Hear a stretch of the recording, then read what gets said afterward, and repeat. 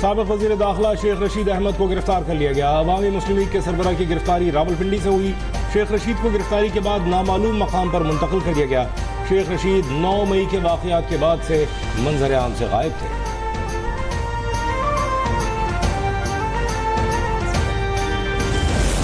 मैं काजी फायज ईसा सिद्क़े दिल से हल्फ उठाता हूँ कि मैं पाकिस्तान के साथ सच्ची हिमायत और वफादारी निभाऊंगा। That as Chief Justice of Pakistan,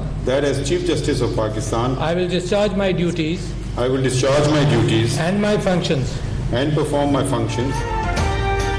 काजी फायज सबसे बड़े काजी के ओहदे पर फायज हो गए। चीफ जस्टिस पाकिस्तान के ओहदे का हलफ उठा लिया। हलफ बर्दारी के वक्त अहलिया भी साथ मौजूद रही। सदर ममलिकत आरिफ अलवी ने हलफ लिया। तकरीब में निगरान वज़ीर आज़म अनवारुल हक काकड़ और army chief general Asim Munir भी शरीक थे। जस्टिस फायज ईसा मुल्क की तारीख के 29वें चीफ जस्टिस हैं।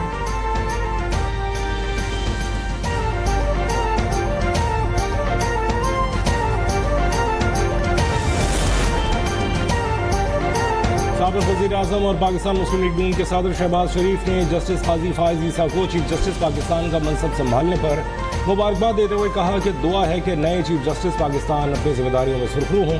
उम्मीद है कि दुनिया में पाकिस्तान की अदलिया की साख और नेकनामी में इजाफा होगा। शहबाज शरीफ ने कहा कि अवाम अदल इंसाफ की फराहमी के मुंतज़र हैं। अदल, आइन, कानून और ज़ाबितों की पासदारी से ही मुमकिन है। उम्मीद है कि अदल के ऐवानों में अदल की रिवायात का डंका बजेगा।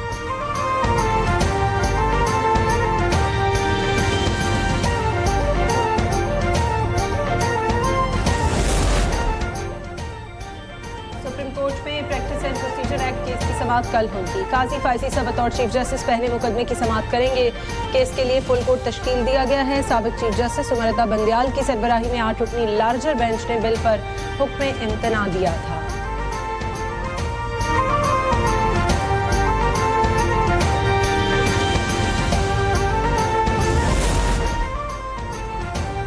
सुप्रीम कोर्ट की कल की अदालती कार्रवाई PTV पर बराह रास्त दिखाई जाएगी। पाकिस्तान टेलीविजन को इंतजामात मुकम्मल करने की हिदायत कर दी गई। PTV के वक्त ने तकनीकी पहलुओं का जायजा लेने के लिए अदालत उज़्मा का दौरा भी किया।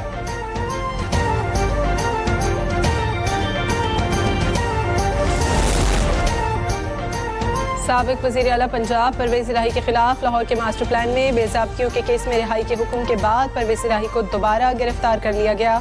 परवेज़ इलाही को रावलपिंडी पुलिस दोबारा गिरफ्तार करके ले गई।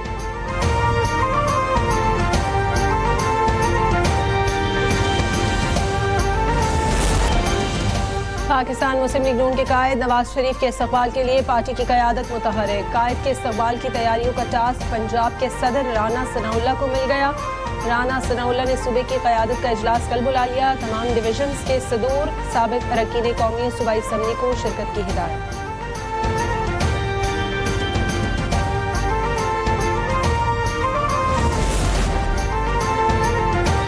वज़ीर आज़म 5 रोज़ा दौरे पर अमरीका रवाना हो गए। अक़वाम मुत्तहिदा की जनरल असम्बली के इजलास में खिताब करेंगे।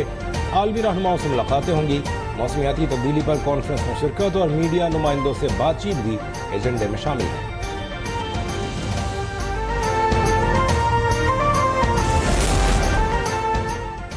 कराची में सबसे अहम मसला पानी है। हब डैम की लाइनें पुरानी हो गई हैं, इसलिए पूरा पानी नहीं पहुंचता।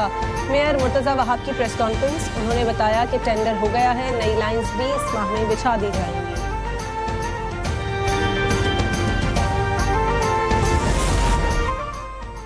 पेट्रोलियम मसनूआत महंगी होने के बाद पब्लिक ट्रांसपोर्ट में सफर ख्वाब बन गया।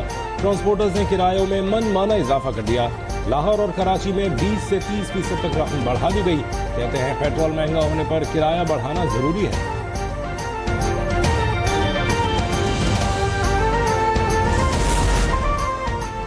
पेट्रोलियम मसनूआत की कीमत में इजाफे पर ऑयल टैंकर्स एसोसिएशन भी चीख उठी। 18 सितंबर को एहतजाज का ऐलान कर दिया। सूबे में तेल की फराहमी बंद रहेगी। किराए में 50% इजाफे का मुतालबा कर दिया। मुल्क गिर हड़ताल की धमकी भी दे दी।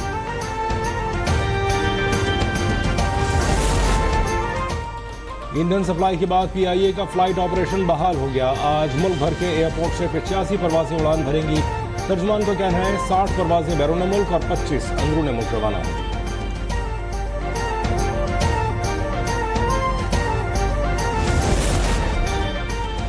अमरीकी मिशन के नायब सरबरा एंड्रयू शॉफर का दौरा कराची। दूसरी ग्रीन शिपिंग गोलमेज कॉन्फ्रेंस में शिरकत की। मौसमियाती तब्दीली से निमटने और माहौल दोस्त जहाज रानी के फरोग के लिए ताउन का अयादा किया गया। एंड्रयू शॉफर ने लिंकन कॉर्नर्स का भी दौरा किया।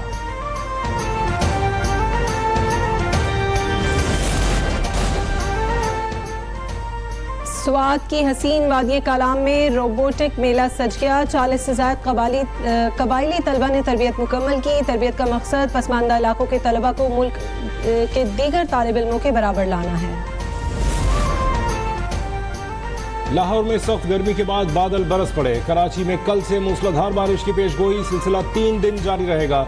बदीन, ठट्टा, जानशोरो, मीरपुर खास, थरपारकर में आज बरसात का इम्कान। सखर, लाड़काना, दादू, हैदराबाद और नवाबशाह में भी बारिश की पेशगोई।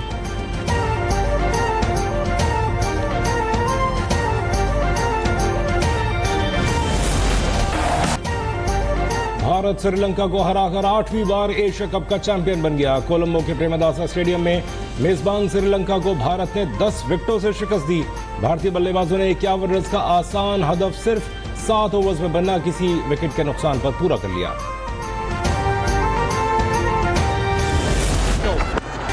भारतीय बॉलर मोहम्मद सिराज ने एशिया कप के फाइनल में श्रीलंका की लंका ही ढा दी। मोहम्मद सिराज ने शानदार बॉलिंग करते हुए 21 रन पर 6 खिलाड़ियों को पवेलियन की राह दिखाई। पांड्या की 3 विकेटें, बुमराह ने 1 शिकार किया। श्रीलंका के 4 बल्लेबाज बिना किसी रन के ही चलते बने। मेजबान टीम के सिर्फ 2 खिलाड़ी डबल फिगर में पहुंचे।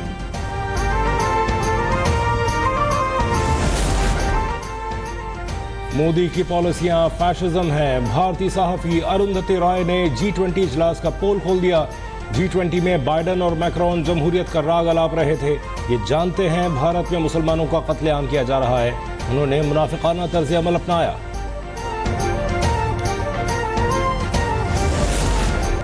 और शानदार गजलों और बेमिसाल गानों को अपनी सुरीली आवाज देने वाले गुलकार उस्ताद अमानत अली खान को मद्दाहों से बिछड़े 49 साल बीत गए। तमगाए हुस्न कारकर्दगी पाने वाले अमानत अली खान 17 सितंबर 1974 को दिल के दौरे के सबब जहान फानी से कूच कर गए थे।